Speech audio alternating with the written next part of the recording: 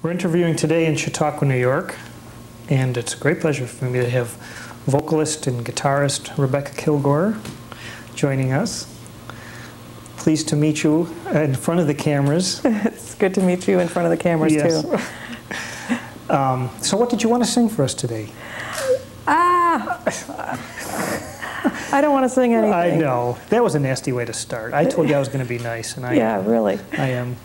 When you were, let's say, 15, did you ever think that you would be making a career as a musician? You know, not up until I started making a career as a musician at age 30 did I ever think that I would make a career as a musician. It was a complete surprise to me because I was very shy, and I used to sing in my car and in my living room, but the thought of singing in front of people was mortifying. So when it happened, it just... So you weren't one of those kind of high school people that everyone knew as, oh, she's the musician, she's the singer, no. She gets the lead in the play. No, gosh, no, I was a closet musician. I always marvel at these people who, you know, from an early age just always knew they wanted to sing or whatever, and they just pursued that goal all their lives, because that's not the way. But some of them don't it. make it. Some of them don't make it, but the ones that do say that that was the reason, I guess. But I've never been that focused. I've always loved music, just on the side. Why the music of the 30s and 40s? I don't know, it's the music that speaks to me. I love melodies, and I guess we tend to romanticize the era, the generation before us. I used to like the clothes and everything from my parents' era. So the music just speaks to me. It's very romantic and kind of naive and simple, but not simple musically, just in the messages that it conveys. So it's just always appealed to me because of its beauty. When you attend these kind of festivals and you look out at the audience, and it's almost like you're singing to your parents. I'm singing their music. And that's good. It's good.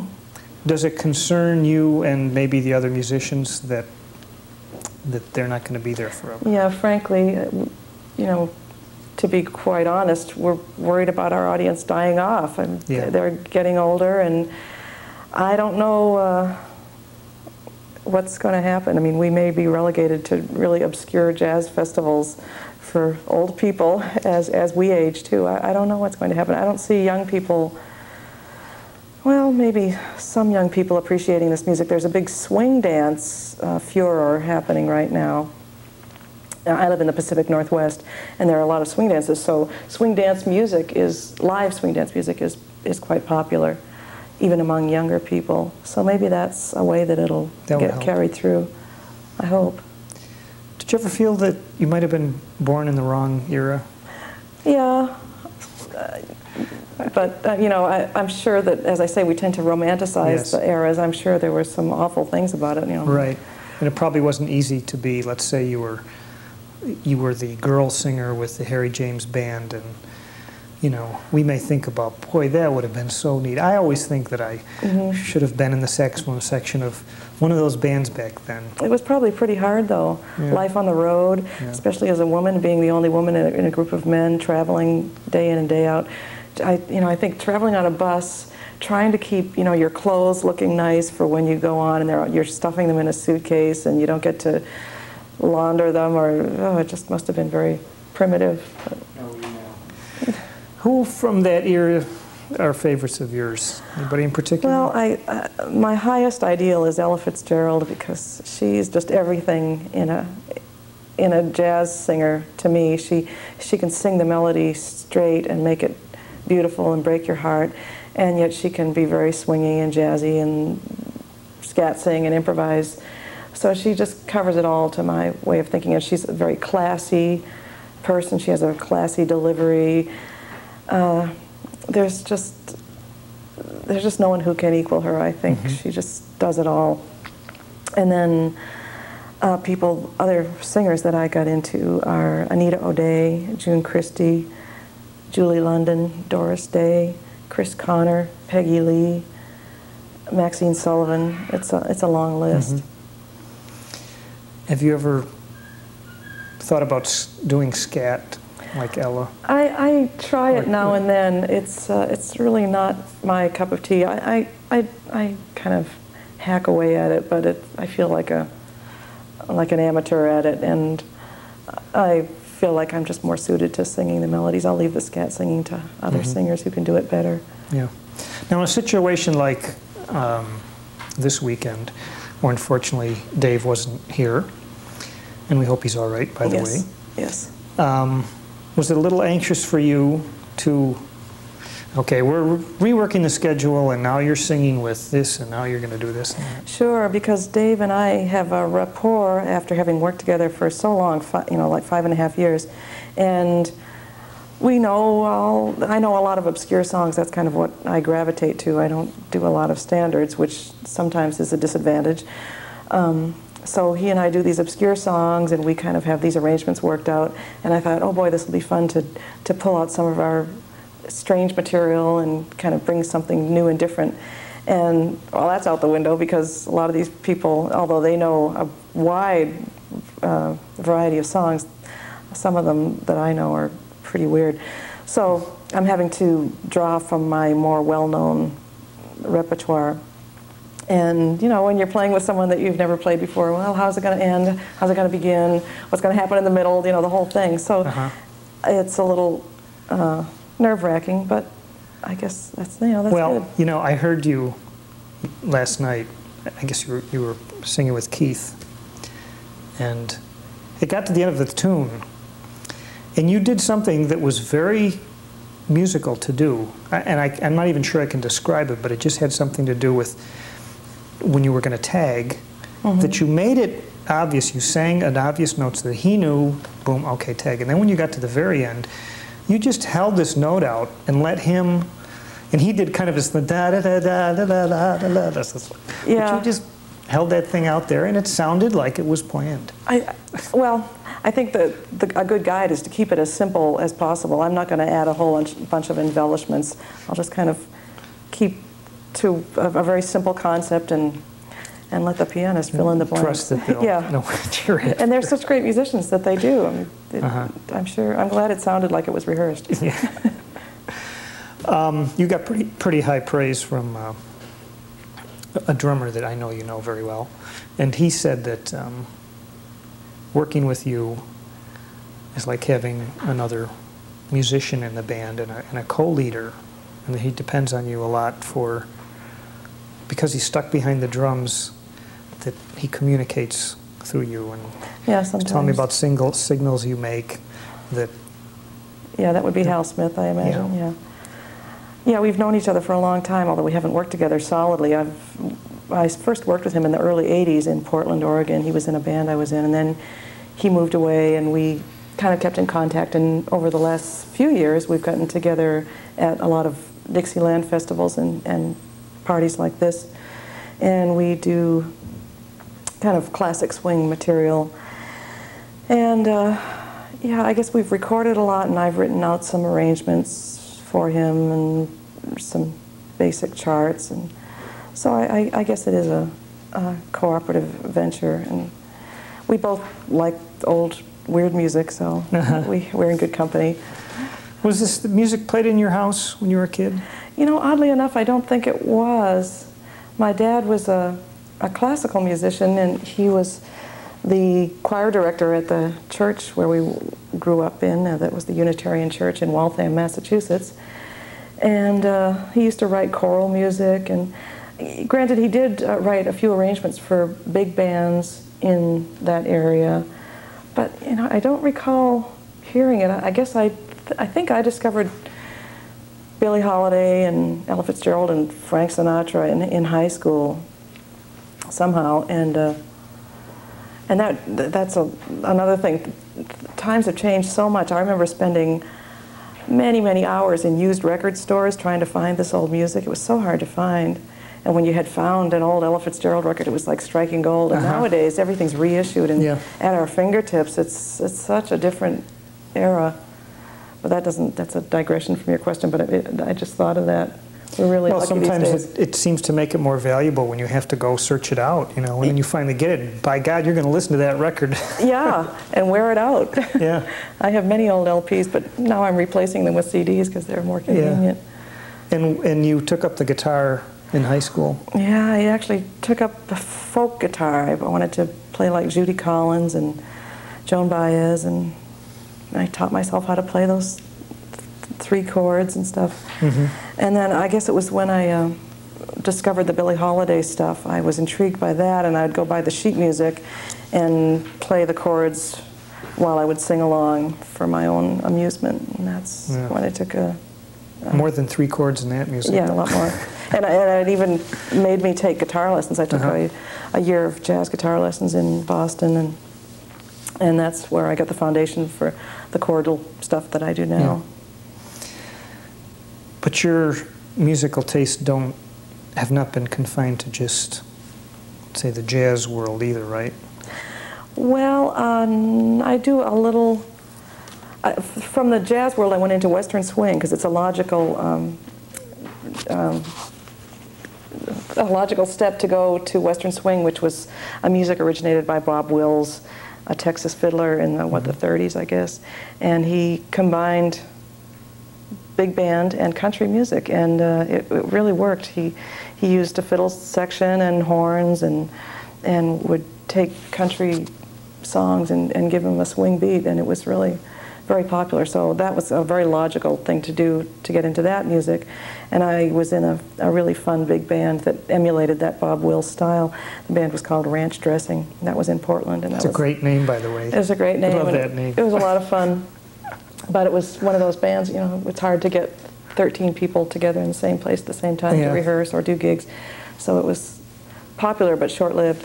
And then from that, I was in a band called Beckaroo, which was a smaller band, so it had maybe a better chance of rehearsing and stuff, but even that petered out eventually. And that was a little later. That was kind of 60s country, so it was some electric instruments and pedal steel and electric guitar and the music of George Jones and Tammy Wynette and Loretta Lynn, stuff like that. I love that. But I've actually kind of... Is it like a bar band? Yeah. Some bars and... Smoky bars, which is not very appealing.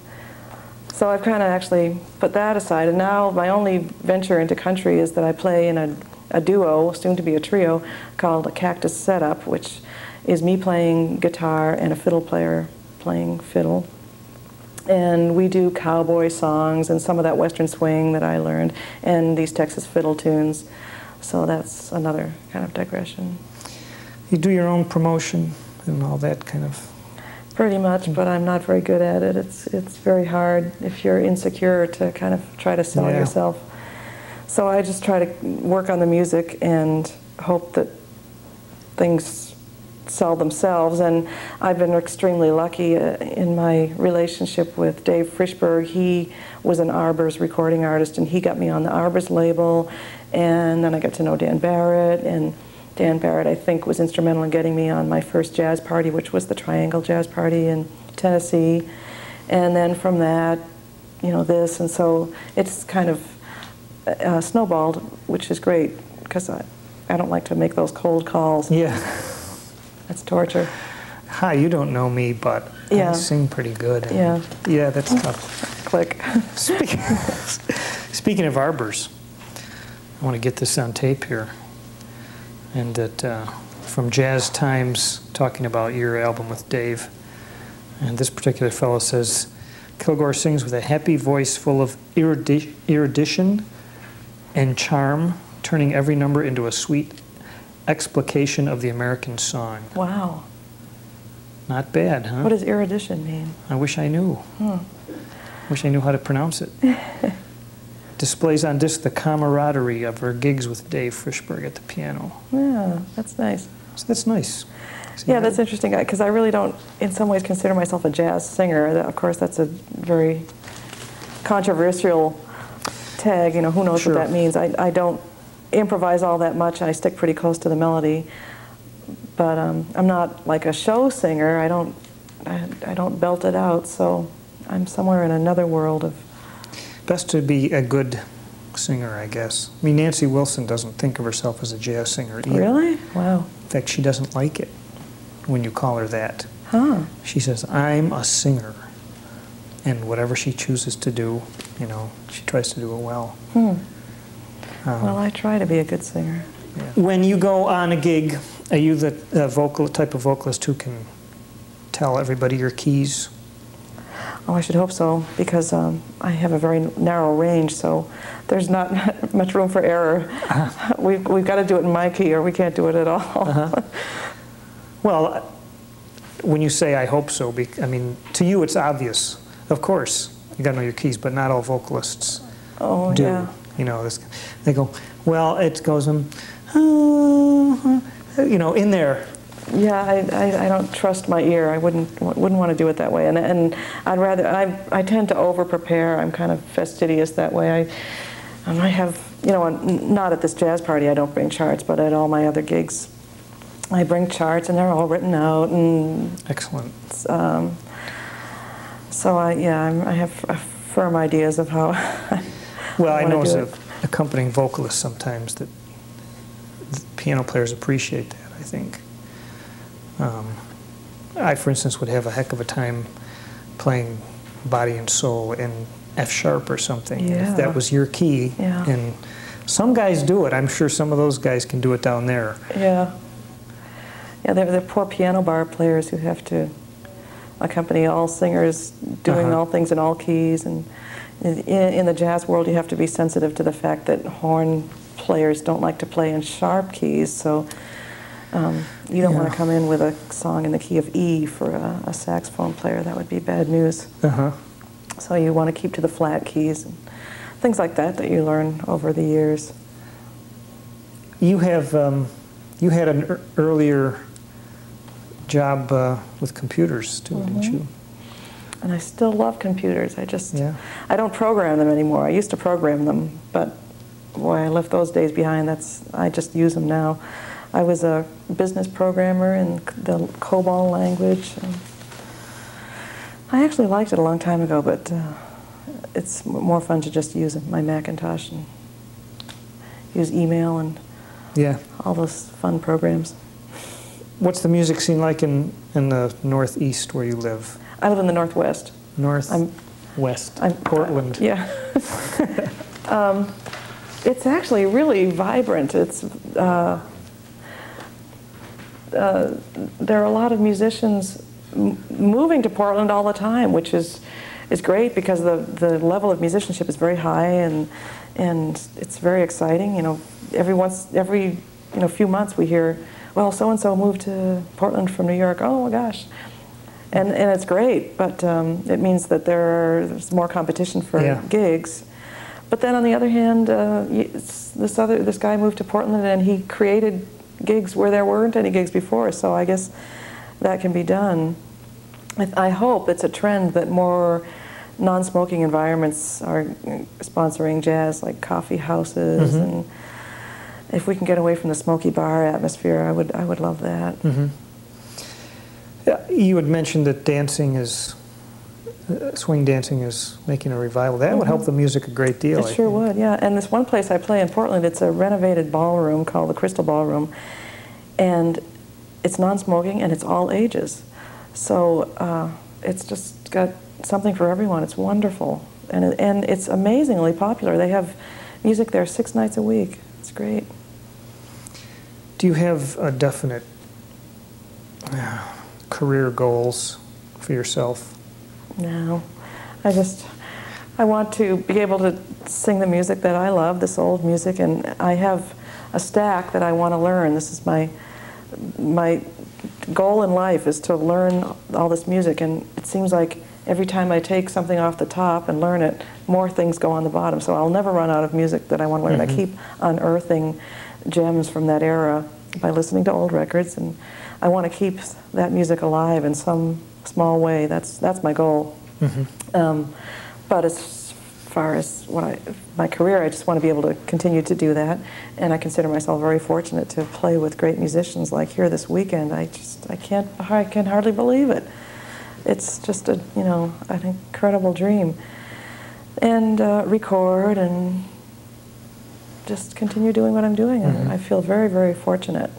I mean, it's almost impossible to make a living doing what I'm doing. Words of wisdom, I suppose, for aspiring jazz singers. Yeah. I mean, has it helped you significantly that you play an instrument? Yes, I think it has. It's helped me in my homework for sure, because I think if you can play a chordal instrument like a guitar or a piano, it can help you to learn the material and understand it. I'm always leery of singers who learn songs from other singers' recordings just by ear. I mean, I'm sure that's a valid way to do it, but I always like to know what the correct melody was as written. And yeah, I try to get the sheet music and know how it, you know, from the source, what it was like. And so I think the guitar, for me, is a great tool to help me learn how the music, you know, the inner workings of the music, rather than just someone else's interpretation of it. So, yeah, I would encourage any singer to play an instrument if possible. How long have you and Peter been together? Just about a year. We met about a year ago. We were both teaching at a music camp on Vashon Island in Washington State. He was teaching bluegrass banjo, and I was teaching guitar and vocals, I guess. Bluegrass is really where it's at. Yeah. He's trying to teach me bluegrass. Bluegrass. As a matter of fact, Cal Collins played a lot of bluegrass, and there's quite a few similarities, I think, in jazz, is that a lot of it's improvised. Oh, you know? yeah. The feel is somewhat different, but the concept is not all that. Well, yeah, and it's funny, any kind of music that you don't know much about, from a distance, you think it all sounds alike, like all Irish music sounds alike, or all bluegrass music sounds alike. But then when you get into it, my gosh, it's not the case at all. We've been started going to hear live bluegrass, and there's some great groups that are very exciting. So it's all in the ear of the beholder. The good ones all sound alike. Oh, okay. This is always a hard question, but can you think of one of the worst gigs you ever had? Oh, geez. I try this question every now and then, and most people have blocked them from their mind. Well, I mean, I can probably think of several, but there was one where we were playing at a club. It was kind of an early hour, and there was going to be, I don't know how this person got this gig. It was piano, bass, fiddle, and me on guitar or something. And, well, first of all, the bass player arrived and laid down his bass, and the neck broke off. And that was a disaster. Then he had to run home and get another bass. And we played, and I remember the owner of the establishment asked us if we could stop early because they wanted to start the karaoke. And that was an insult. Good morale builder right there. Yeah, and people weren't into the music at all, so that was one place where they should not have had our music at all. And then there was a gig with Dave Frischberg where they didn't have a regular piano, they had an electronic keyboard, and he didn't know how to use it, and he kept playing with all these dials and getting all these weird sounds, and we just never knew what was going to happen next. Oh, that was bizarre. I'm sure I could think of more, but... What's your next, you have another recording project in mind? Oh, yes, there's a local trio in Portland called Tall Jazz, and they are made up of a vibes player, a drummer, and a bass player, and they all happen to be over 6 feet tall, so they call each other Tall Jazz, which is cute. Yeah, they're all over 6'2". And they're extremely prolific. They're great musicians and great businessmen, which it doesn't usually happen that way in combination. But I'm going to record something with them in 1998, and I just recorded with them a Christmas CD, which will come out this December. And previous to that, I just recorded another thing for Arbors with Dave Frischberg, Jackie Kuhn on flugelhorn, and Eddie Erickson on guitar. And he and I do a few duets, and he's just one of my favorite singers of all time, so that was a real treat. And that was something I proposed to Arbors, and they went for it. I was glad. With working with a small record label, they have a great reputation. Do they pay you for the session? Mm-hmm. Basically, that's it. Yeah, they pay you for the session, and then you get to get a break on purchasing CDs. So you purchase your own CDs, and then you're well, I purchased them for my local gigs. They have distributors who stock the stores in our area, so mm-hmm. I don't have to worry about that. But I can sell as many as I want on gigs and to friends and stuff. And so I get to make a little profit on that, which is nice. Yeah. It always sounds weird to people who have no idea how the music business works, perhaps, that you have to buy your own CDs. Mm-hmm. Well, I'm sure on big labels and big names, it's not like that at all. And you mm-hmm. get an advance, and you get to tour, and all expenses paid. But with a small label, that's not the case at all. Yeah. I'm just, again, I consider myself fortunate to be on that label. They're very supportive, and they really want to keep classic jazz alive. So they're wonderful people, and I can't say enough about them. They throw a festival too, don't they? Yes, it's called the March of Jazz. It's every March in Clearwater Beach, Florida. Uh-huh. And I've played it for the last 2 years, and I'll be playing it next year. And it's going to be an international one next year. They're having musicians from all over the world, so that should be fun. Sounds like an interview trip to me, Tim. Yes. I know the Dombers pretty well. Oh, you do? Yeah. Oh, great. Nice people. Oh, they're wonderful. Have you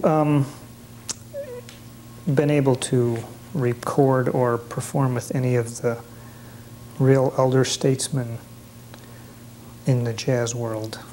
Record or perform? Yeah. With Bob Haggart, I Yeah. consider him an elder statesman for sure. I've performed several times. He's just a joy. So that's a real thrill.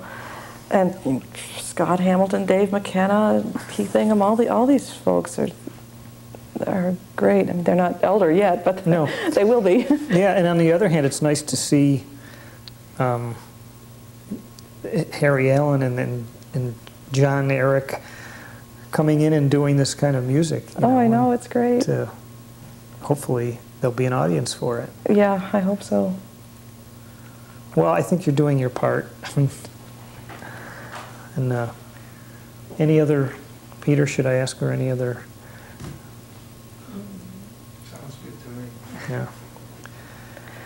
Yeah. If we were to do this 10 years from now, to do another interview. Let's see, how old will I be? Okay. I might be an elder statesman by You then. might be an elder stateswoman. Elder statesperson. Yeah. Gosh, I hope that I have been able to keep doing all these things. Who's in Texas? There's Indiana. Oh, forget it. Have you attempted to write your own tunes?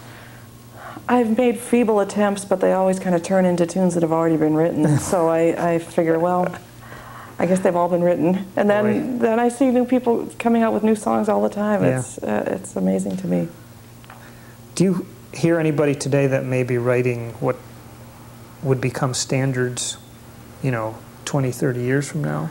Well, I think the closest to that is the songs that Dave Frischberg writes, I think, are very beautifully crafted and melodic and memorable. And Bob Rowe is another great writer. But, gee, those are the only people that come to mind. Any pop artists? Do you listen to any pop artists? No. No. Alison Krauss. Well, Alison Krauss, yeah, she's in the bluegrass/pop vein. I think she's the greatest singer in the world alive today. I love her so much. Yeah, she's about my favorite singer around. Well, they certainly had you working this weekend and singing at, 9:30 a.m. or something? Yeah. So I think you pulled it off pretty well, and I want to, on behalf of Hamilton College, I want to thank you for joining us. Well, thank you. And I guess after enough arm twisting, it was my pleasure. Maybe I'll visit the campus someday. That'd be a pleasure, too. We're about 5 hours from New York, and How far are you from here? About 4.5. Okay. So we're right in between. And when you come, you can sit and watch your interview. Okay, or all these other ones too. These right. sound interesting. Yeah. Well, yeah, I'm glad that you're doing what you're doing, and I hope you get a lot more people. Yeah. All right, thanks a lot. Thank you, Muck.